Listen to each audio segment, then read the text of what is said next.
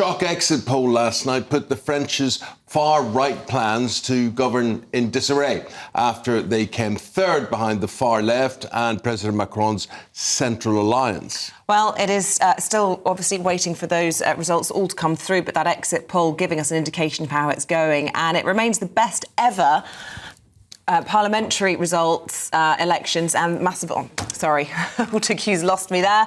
Anyway, could leave Emmanuel Macron resigning. OK, let's talk now to former French diplomat Francois-Joseph Schichan on this.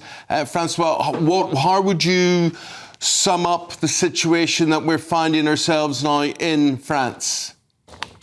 Well, it's a situation of big uncertainty. You know, you had an election in the UK a few days ago. It was a decisive election. Last night's result in France was everything but decisive. And we have a divided parliament with three main blocks, the far right, the centre and the far left. And it's going to be very, very difficult to put a government together on that basis. So we are in for days, if not weeks, of negotiations. And, you know, the French political system is a presidential system. It's not really a parliamentary system. So it's quite difficult to arrange, negotiation between political parties is not really in the culture of the French system. So it's going to be quite a difficult situation in the coming days. So a difficult situation in terms of negotiations and trying to come to some sort of power-sharing agreement in this hung parliament. But what does it mean for Macron? Does he have any mandate left? Well, first of all, this is still a big defeat for the president. You remember 4 weeks ago, he made this gamble by calling an election. And this gamble backfired spectacularly in the first round of the election and last night as well, because his party before the election had around 250 seats and he's left with around 100 and 120 seats. Let's see what the final results say.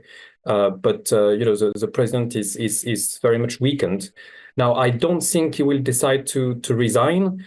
I think somehow the fact that the parliament is very divided puts him a little bit back into the game because, the president has to decide who the prime minister will be. He appoints the prime minister.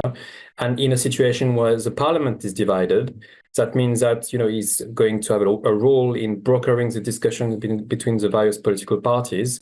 And that is going to give him a little bit of influence. But he has still 3 years to go before the next presidential election, and it's very difficult how he can, recover politically from that. And I think it's fair to say it's going to be a lame duck pretty quickly now.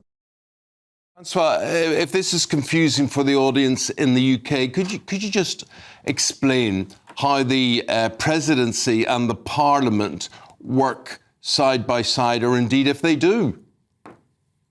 Yes, so it's particularism of the French system to have this effectively two sovereignties. The president is directly elected by the people, as well as the National Assembly, the lower house of parliament.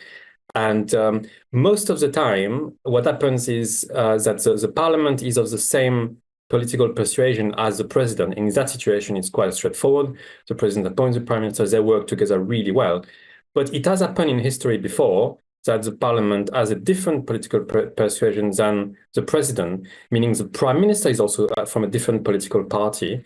It's a situation we call cohabitation. So literally living the two heads of the executive branch, living together and having to make things work despite being of a different political party. It used to happen before several times. It has worked well. So, the system, although it's not designed to work that way, we have seen in the past working properly. But nevertheless, in this kind of situation, when the parliament is different from the president, the power really gets back to the parliament instead of the president. And again, the president is going to be very, very much weakened by this situation. Just a final thought. We're looking at pictures of Marine Le Pen there. She'll be disappointed, having done so well just a fortnight ago. What does this mean for her party? And how dramatic, for people who haven't been following French politics, has been the rise? I know they've been rebranded, but, the former National Front in France, now the National Rally. Was this even conceivable 20 years ago? And where do they go from here? Yeah, I mean, it's an extraordinary progress that I've made in the past couple of years, really. 3 years ago, there were a handful of MPs from Marine Le Pen's party in Parliament. In 2022, there were 89.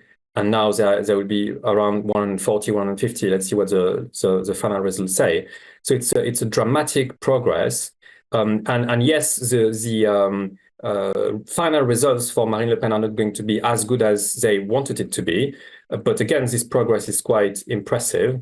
And they are still the first biggest political party in the French parliament at the moment. That's quite important. They don't have a majority, obviously, but it's an important moment for French politics. And that means that despite the disappointment of tonight, the National Rally, so Marine Le Pen's party in France, is still on a very, very positive trajectory ahead, particularly because this is a big question, in the next 3 years, who is going to be the next president, because Macron cannot run again. Yeah. So Marine Le Pen is in a good position ahead of the 2027 presidential election. Yeah. But what position? She was in a better position earlier this week, and then there's a break in elections, and this is something I just don't really understand. There's a sort of pause, and then you can go round two voting. Would that round two have been affected by what they saw from round one? So look, what happened between round two and round one and round two, sorry, it was very interesting.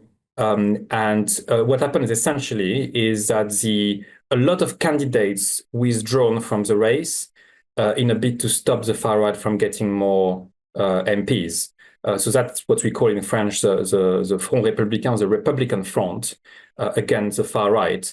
And that has been extraordinarily effective, unexpectedly so. This is why the polls over the past few days didn't see what happened last night coming, because they didn't expect this anti-far-right front to work as effectively as it has. But, all of these political parties that united against the far-right, they have very, very little in common. So from the far left all the way to the center-right. So it's a united front against the far right, but what they don't stand for the same thing taken together, and this is why it's going to be difficult to form the next government.